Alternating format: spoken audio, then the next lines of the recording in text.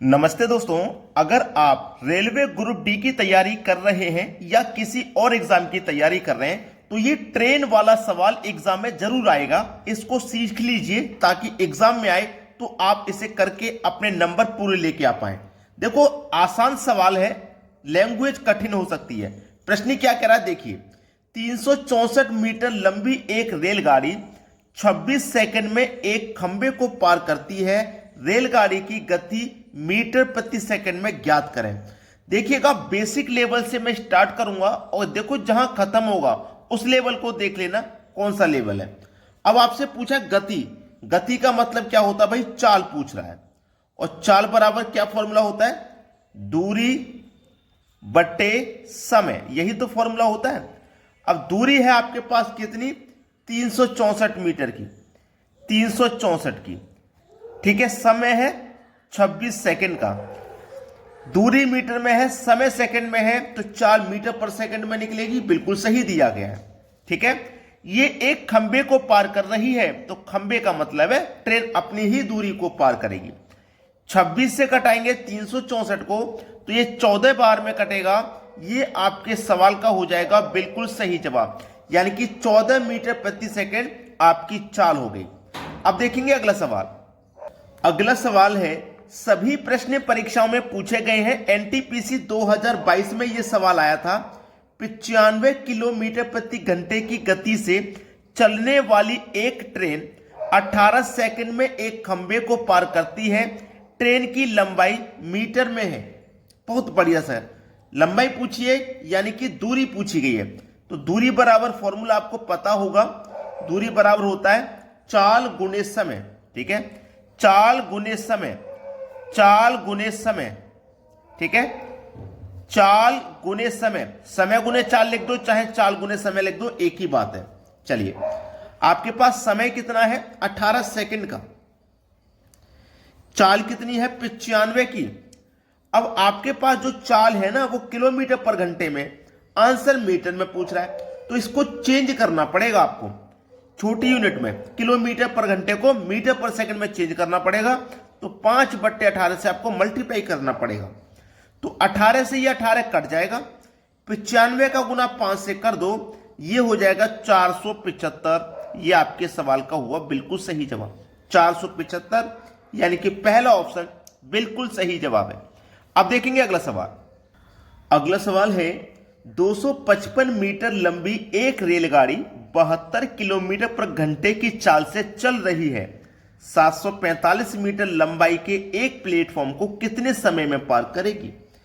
समय पूछा है, समय, तो समय बराबर क्या फॉर्मूला होता है, दूरी बटे चाल। तो दूरी जितनी भी होती है सबको ऐड कर लेते हैं। 255 की दूरी है और 745 की दूरी है, दोनों को ऐड कर लेंगे। 255 प्लस 745, ठीक है। चाल कितनी है, 72 की चाल है, 72।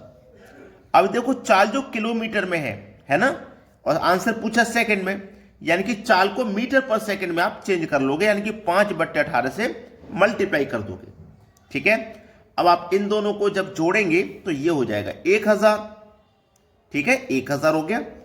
नीचे इसको करिए सोल्व, 18 चौक 72, 4 पंजे 20, नीचे 20 आया, ठीक है। अब इसको कटाइए, 0 से गया 0 और 2 से कटाओ 100 को, तो ये 50 बार में कटा। कितना समय निकल के आया, 50 सेकंड का समय निकल के आया, 50 सेकंड, यानी कि सी ऑप्शन बिल्कुल सही जवाब है। अब देखेंगे अगला प्रश्न। अगला सवाल, 108 मीटर लंबी राजधानी एक्सप्रेस ट्रेन 128 किलोमीटर पर घंटे की चाल से चल रही है। 148 मीटर लंबी एक और ट्रेन स्टेशन पर खड़ी है। राजधानी एक्सप्रेस दूसरी ट्रेन को कितने समय में पार करेगी। समय पूछा है, समय बराबर दूरी बटे चाल, समय बराबर दूरी बटे चाल। दूरी कितनी है, राजधानी जो ट्रेन है उसकी दूरी है 108, जो दूसरी ट्रेन है उसकी दूरी है 148। दूसरी ट्रेन खड़ी है, चल नहीं रही, खड़ी है, तो इसकी खड़ी हुई दूरी को, जैसे मान लो प्लेटफॉर्म की दूरी होती है, प्लेटफॉर्म एक जगह स्थिर होता है, ऐसे ये ट्रेन भी खड़ी है, ये भी एक जगह स्थिर है, तो इसकी गति को पार करेगी, है ना, और अपनी गति को। तो इसकी गति कितनी हो गई 148 बटे में चाल कितनी है भाई 128 की चाल है। अब जो चाल है वो किलोमीटर में, मीटर पर सेकंड में चेंज करने के लिए 5/18 से आपको मल्टीप्लाई करना पड़ेगा।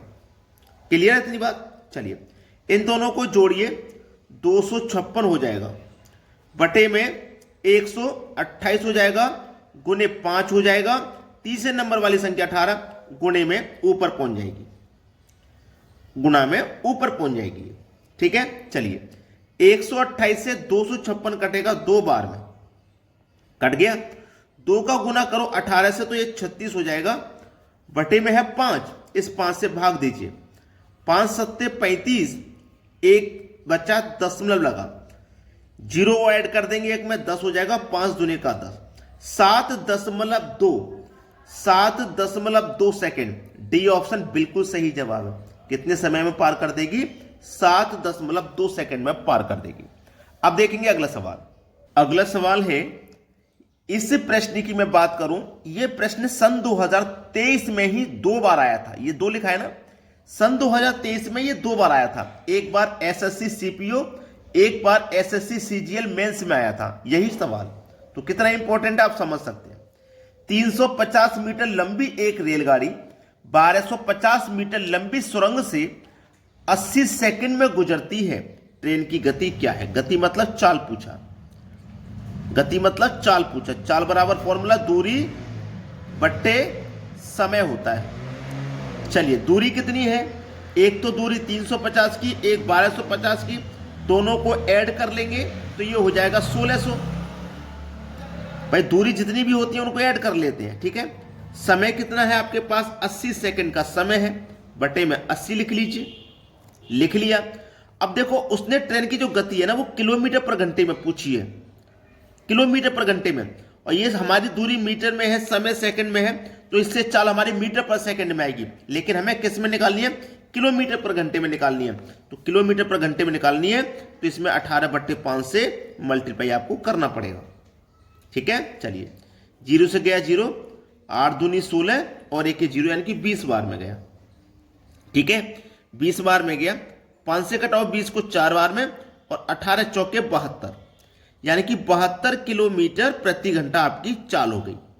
और ये 72 दिया गया है बी ऑप्शन में। ये आपके सवाल का बिल्कुल सही जवाब है।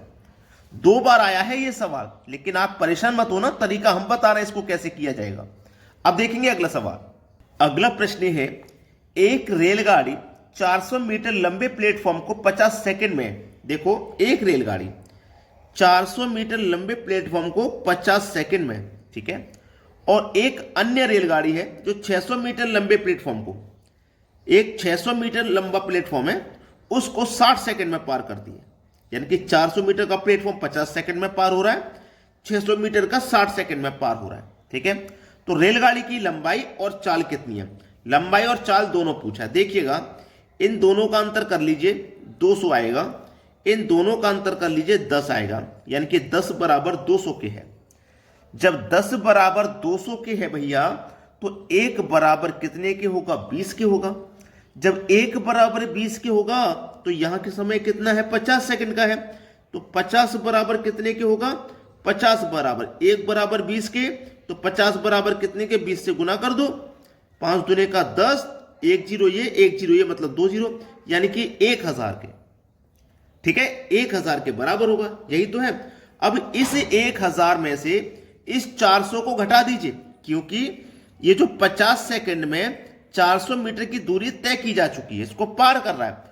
टोटल 1000 है, इसमें से 400 को हमने पार कर लिया, 1000 में से पार कर लिया 400 को, बचा कितना? 600 मीटर, ठीक है। लंबाई और चाल कितनी कितनी है तो पूछा है, तो 600 मीटर यानी कि पहले ऑप्शन में दिया गया, और किसी में 600 नहीं है, तो हमारा यही सब जवाब हो जाएगा। इसकी चाल निकल के आएगी 72 किलोमीटर प्रति घंटा। चलिए अब देखते हैं अगला सवाल। अगला सवाल है, 230 मीटर और 270 मीटर लंबी 2 रेलगाड़ी 42 किलोमीटर पर घंटा और 48 किलोमीटर पर घंटा की चाल से विपरीत दिशाओं में चल रही हैं। विपरीत यानी कि आमने सामने से, एक ही दिशा में बोलता तो इस तरीके से एक ही दिशा में जाएंगी। अगर आमने सामने से चलने विपरीत दिशा में से उनकी चालों को प्लस करते हैं। ठीक है, चलिए 48 की चाल से विपरीत दिशाओं में चल रही हैं, वे एक दूसरे को कितने समय में पार कर लेंगी?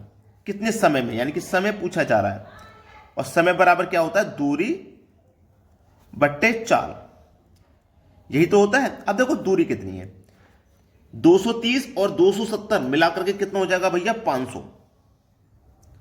ठीक है, चाल कितनी है?